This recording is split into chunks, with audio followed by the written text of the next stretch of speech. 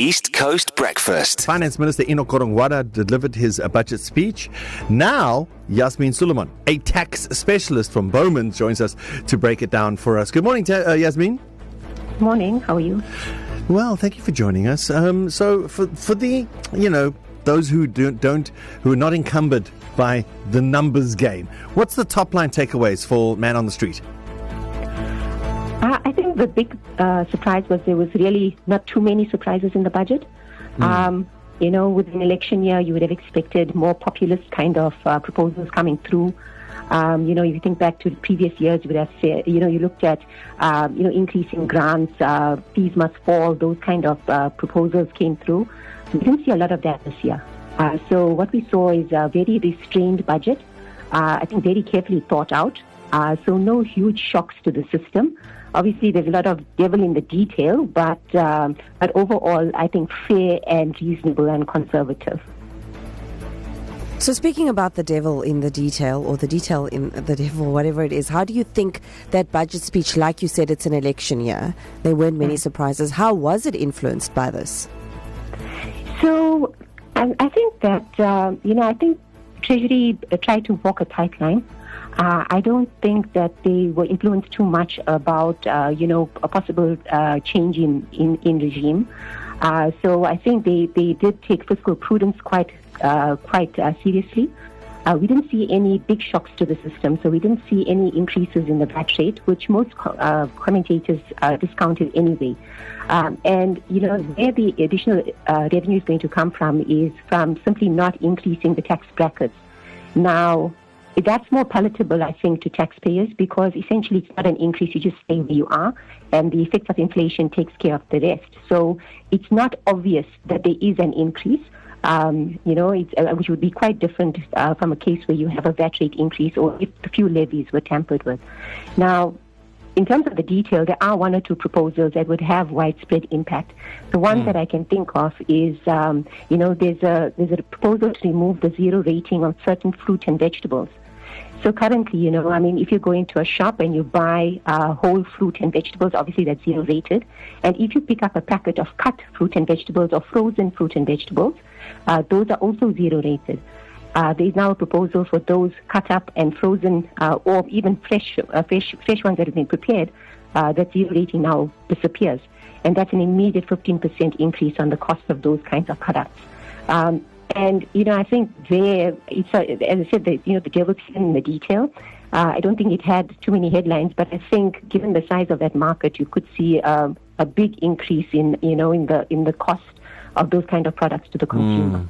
That's unfortunate. And you mentioned tax there. It's one of the things we were eagerly waiting for in terms of is anything going to be said about that. Can you maybe just tell us any changes that could be made to the tax system to support businesses and employment? Well, I think if we just look at the supporting of businesses, I think the way the tax system is set up, there's no real distinguishing between small business and large business, except for the fact that you may be serviced by different people at SARS. I think our system is set up to be quite administratively burdensome. It's not like we have a one-stop shop where if you want to set up a business, you can visit one office and have all your registrations done in one shot. It's quite a cumbersome process. Yes, South Africa is quite a sophisticated economy and so on, but it just, adds to the cost of doing business. I recently had a client that expanded into another African country, and I was very interested to find out for that country, you can go to one office and get everything registered in one place. From the company to your tax registrations to your licenses, everything in one morning, and it's done. And I thought, if something like that could be rolled out in South Africa, that would be first class. What we have is, and I can see this across smaller businesses and larger businesses as well. Yeah. Because that usually is our client base. To get a simple thing like a VAT registration, it's not that simple. There's a lot of hoops to jump through. Understandably, SARS is concerned about the level of VAT fraud and so on. Yeah. But, to get to a position where a business simply cannot start operating because it doesn't have that vital VAT registration number, I think that's ridiculous. Yeah. For most people in the short term effects of the budget speech is the sin tax. So break it down for us, pull the plaster off. where are our sin taxes going to hit us? Well, I think every year the expectation is that sin taxes will go up, and I think this year was no exception. If you look at the excise duties on wines, beers, and spirits, those are all increasing by 6.7% to 7.2%, which is a significant increase. Excise duties on cigarettes are up by 4.7%, pipe tobacco and cigars by 8.2%, and vaping products, the excise duty on that is also up from to 3 and 4 cents a milliliter. Now, I think the issue with sin taxes obviously is the illicit economy, and I think the higher these taxes go, the more attractive it is to actually procure these products in the illicit economy rather than buying the mainstream products that include all these taxes. So that's really the bugbear for a lot of producers that are actually paying these taxes, accounting for them, but can't control the illicit economy and the supplies in that part of the economy. So Yasmin, a lot of focus has been placed on implementing a fiscal anchor, right? Has the minister announced proposed plans for decreasing government expenditure, which we know is so high?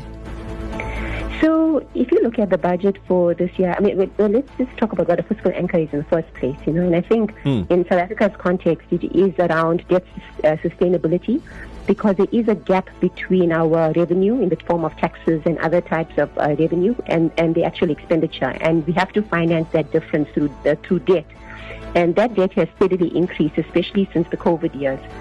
Now, one of the things in terms of fiscal sustainability is that at the end of the day, we can't spend too much on paying interest on debt. And if you look at our expenditure at the moment, for every rand that we collect in revenue, 20 cents goes to servicing interest costs.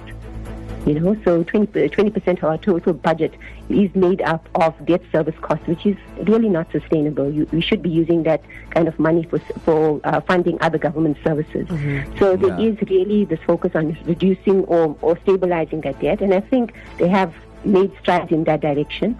So if you look at the current year budget, what they're proposing is a primary surplus in the current year. So in other words, we're going to, before interest costs, going to be spending less than we generate in revenue. So I think a lot of work has been done to sort of temper government spending.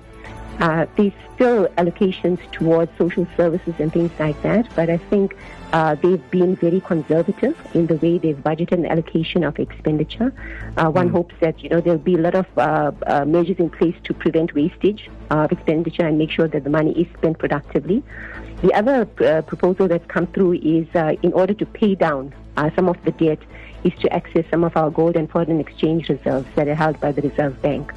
That's not a very popular sort of proposal because it does mean that maybe we're accessing our nest egg for a rainy day.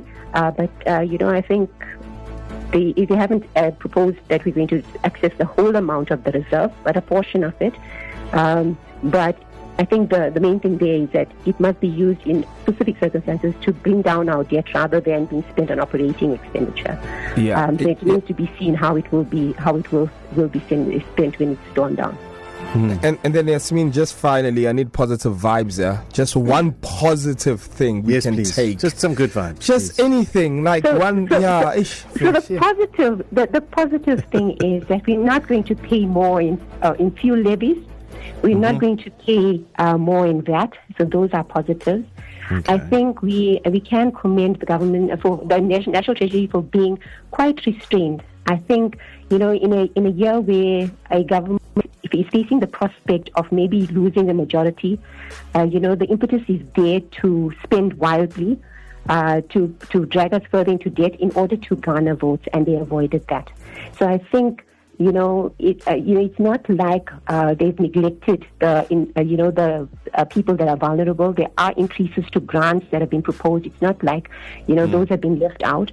So I think overall, I think we can commend them for being restrained, being thoughtful, mindful, and I think not doing anything too damaging, if I can put it that way. Yasmin Suleiman, thank you for joining us this morning. East Coast Breakfast.